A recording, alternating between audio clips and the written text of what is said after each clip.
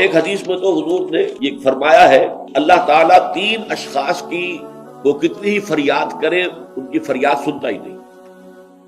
ایک ایسا شخص جو اپنی بیوی کے ہاتھوں نالا ہے، وہ کچ خلق ہے یا جو بھی ہے اس کے اندر، یہ سب ہے، روتا رہتا ہے، اس کی شکایت طلاق نہیں دیتا، تو اللہ اس کی بات نہیں سنے گا۔ جب میں نے تمہارے لیے دروازہ کھولا ہوا ہے کیوں نہیں اسے اختیار کرتے؟ اللہ تعالیٰ جو ہے اس کے لیے بھی ہو سکتا ہے بہتر شکل پیدا کر دے، تمہارے بعد اللہ اسے کوئی بہتر شوہر جو اس کے ساتھ موافقت رکھنے والا ہوا اللہ اسے عطا کر دے، تمہیں بھی عطا کر دے۔ اسی طریقے سے ایک شخص ہے جو قرض دیتا ہے، نہ تحریر لیتا ہے نہ جو ہے اس کے اوپر گواہی کرتا ہے، بعد میں روتا ہے۔ جب اللہ نے حکم دیا ہوا بھائی قرض دو تو اس کے اوپر جو ہے تم گواہی کر لو، تحریر کرو۔ اللہ کا حکم اس وقت نہیں کرے، اس وقت تو محبت آڑے آ جاتی ہے۔ یہ تو بڑی بے مربوطی کی بات ہے کہ میرا بھائی مجھ سے قرض مانگ رہا ہے، دوست قرض مانگ رہا ہے، میں کہوں کہ لکھ کے دو اور اس کے اوپر 2 آدمیوں کے دستخط بھی کرواؤ، لیکن نہیں، اللہ کا حکم۔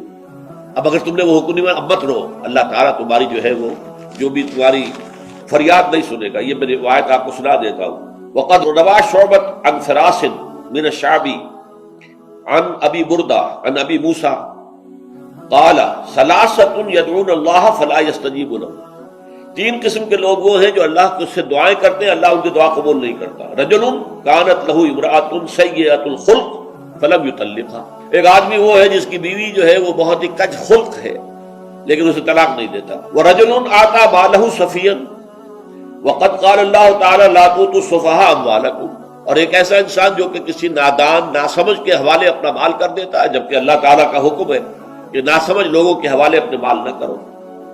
وَرَجُلٌ لَهُ عَلَى رَجُلٍ دَيْنٌ، اور وہ شخص کہ جس کا کوئی قرض کسی کے ذمے ہے، وَلَمْ يَشْهَدْ عَلَيْهِ بِهِ، اس کے اوپر اس نے گواہی نہیں کروائی تھی، اور روتا ہے تو روئے، اللہ تعالیٰ اس کی دعا نہیں سنتا۔